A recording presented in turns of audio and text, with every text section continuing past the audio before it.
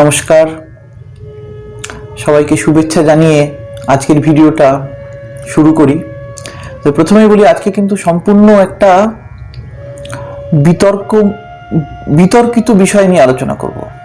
আজকে কোনো রেমেডি নয়, আজকে একদম বিতর্কিত একটা বিষয় নিয়ে কিছুটা আলোকপাত করার চেষ্টা করব। একটা শ্লোক দিয়ে কথাটা শুরু করি, শ্লোকের মানে পরে বুঝিয়ে দিচ্ছি। आयु कर्म च वित्तंच विद्या निधनमेव च पंचैतानि हि सृज्यन्ते गर्भस्थसैव देहिना। অর্থাৎ মানুষের আয়ু, কর্ম, ধন সম্পত্তি, বিদ্যা এবং মৃত্যু একটা শিশু গর্ভে থাকাকালীনই নির্ধারিত হয়ে যায়। এটা একদম শাস্ত্রের কথা। অর্থাৎ শাস্ত্র মতে কোনো সন্তান ভূমিষ্ঠ হয়ে কতদিন বাঁচবে, সদাচারী হবে না অত্যাচারী হবে, বিত্তবান হবে না দরিদ্র হবে, বিদ্বান হবে না মূর্খ হবে, এবং তার মৃত্যু কখন কিভাবে হবে, এই সমস্ত কিছুই গর্ভে থাকাকালীন নির্ধারিত হয়ে যায়, যেটাকে জ্যোতিষের পরিভাষায় আমরা বলি ভাগ্য। তাহলে জ্যোতিষ মতে ভাগ্যের পরিবর্তন করা সম্ভব নয়। ভাগ্যং ফলতি সর্বত্র ন চ দৈবং ন চ পৌরুষম। তাহলে জ্যোতিষ কি ভাগ্যের পরিবর্তন করতে পারে? না, পারে না। এক কথায় বলছি, পারে না। তাহলে জ্যোতিষ কি পারে? জ্যোতিষ ভাগ্যের পরিমার্জন করতে পারে। জ্যোতিষ একজনকে কাউন্সেল করে তাকে সঠিক পথ দেখাতে পারে, তাকে বলতে পারে যে আগামী 6 মাস, আগামী 1 বছর, আগামী 5 বছর আপনি এই জিনিসগুলো করবেন, এই জিনিসগুলো করবেন না, এটা করলে আপনার বিপদ হতে পারে।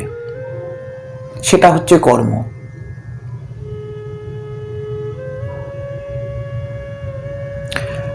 কিন্তু অতীতে, বর্তমানকালে এবং ভবিষ্যতেও থাকবে কিছু মানুষ, তারা কারা? যারা সব সময় বলে এসেছেন যে জ্যোতিষ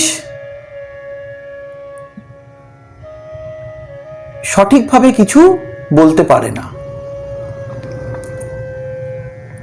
জ্যোতিষের কোনো ভিত্তি নেই, জ্যোতিষ বিজ্ঞান নয়।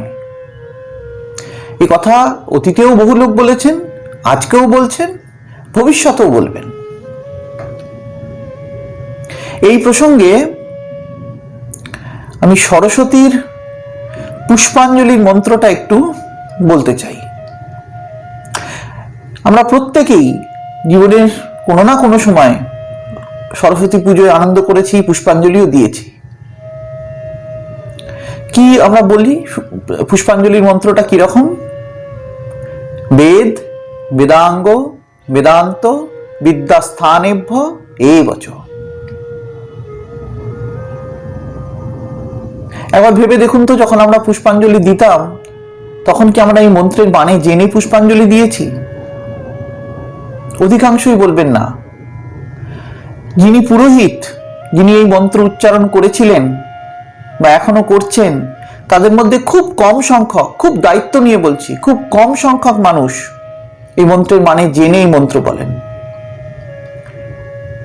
আমরা যখন ছাত্র ছিলাম, এখন যারা ছাত্র, তারাও, তাদের মধ্যে খুব কম সংখ্যক ছাত্রছাত্রী কৌতূহল বশত এই মন্ত্রের মানে জানতে চান।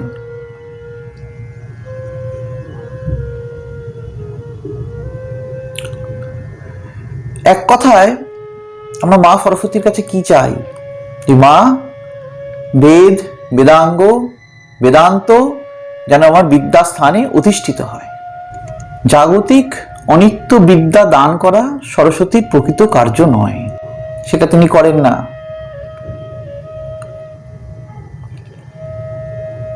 এবার দেখুন, বেদ, বেদাঙ্গ আর বেদান্ত এই তিনটে জিনিসকে বিদ্যাস্থানে অধিষ্ঠিত হওয়ার প্রার্থনা জানিয়ে আমরা অ্যাকচুয়ালি কি চাইছি? বৈদিক সাহিত্যে বিদ্যাস্থান 14 প্রকার।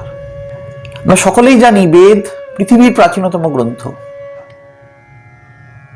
বেদের 4টি ভাগ, ঋক, সাম, যজু, অথর্ব। এবার আসি বেদাঙ্গ। বেদাঙ্গের 6টি ভাগ, শিক্ষা, কল্প, ব্যাকরণ, নিরুক্ত, ছন্দ এবং জ্যোতিষ। এবং বেদান্তের 4টি ভাগ, অর্থনীতি, যুদ্ধবিদ্যা, সঙ্গীত এবং চিকিৎসা।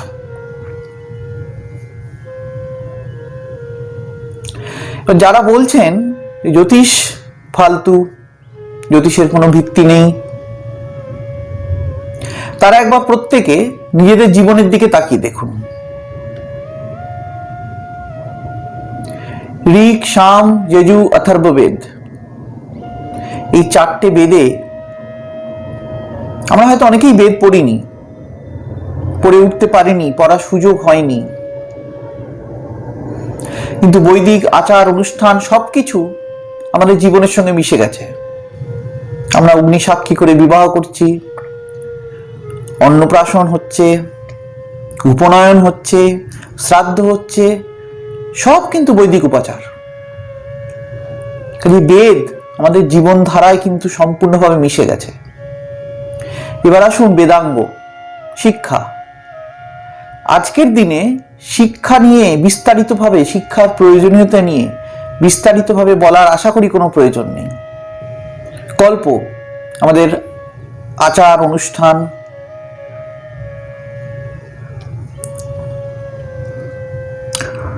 ছন্দ, পঠন ছন্দ, আমরা আবৃত্তি করছি, তার একটা পঠন ছন্দ আছে। আমরা যা কিছু কথা বলছি সেটা শ্রুতিমধুর কখন হয়? যখন তার একটা ছন্দ থাকে। তাহলে শিক্ষা, কল্প, ছন্দ। এবার আসুন ব্যাকরণ। ব্যাকরণের প্রয়োজনীয়তা আশা করি বোঝানোর কোনো প্রয়োজন নেই, যে কোনো ভাষা শিখতে গেলে ব্যাকরণের প্রয়োজন। নিরুক্ত, নিরুক্ত অর্থাৎ তখনকার দিনে জ্যোতিষের সূক্তগুলো পড়ার সুবিধার্থে যে অভিধান, তাকে নিরুক্ত বলা হতো। সেই অভিধানেরই আজকের রূপ ডিকশনারি, যেটা আমাদের জীবনের সঙ্গে মিশে গেছে। বাকি কি থাকলো? জ্যোতিষ।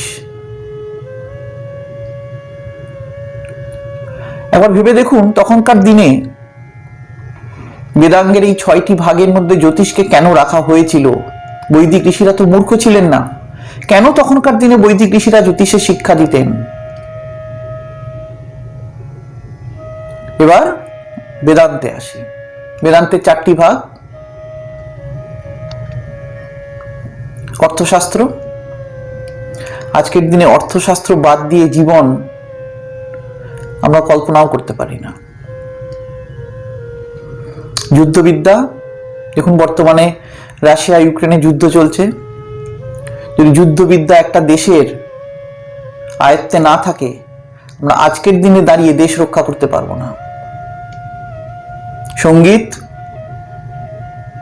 আমরা সবাই সঙ্গীতজ্ঞ না হলেও এমন মানুষ খুঁজে পাওয়া দুষ্কর যিনি অন্তত সঙ্গীত শোনেন না। প্রত্যেকেই আমরা কখনো না কখনো গান বাজনা নিয়ে আনন্দ করে থাকি, শুনে থাকি।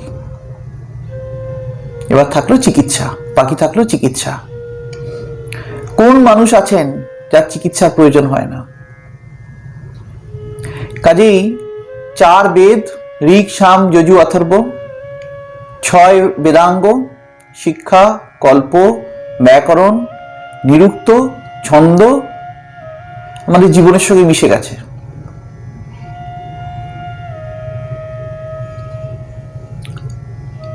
বেদান্ত অর্থনীতি, যুদ্ধবিদ্যা, সঙ্গীত, চিকিৎসা সব কিছু জীবনের সঙ্গে মিশে রয়েছে, শুধু বাদ সাধল জ্যোতিষ। এবার একবার নিজেদের জিজ্ঞেস করুন, যারা বলছেন জ্যোতিষের ভিত্তি নেই, তাদের কাছে চিকিৎসার ভিত্তি আছে, চিকিৎসাটা বিজ্ঞান। আমার মনে হয় তারা যখন ডাক্তারের কাছে যান, চিকিৎসা তারা হয়তো গুলে খেয়ে ফেলেছেন, চিকিৎসা সম্পর্কে সবকিছু তাদের জানা হয়ে গেছে, তাই জন্য চিকিৎসাটা বিজ্ঞান বলে তারা মেনে নিয়েছেন।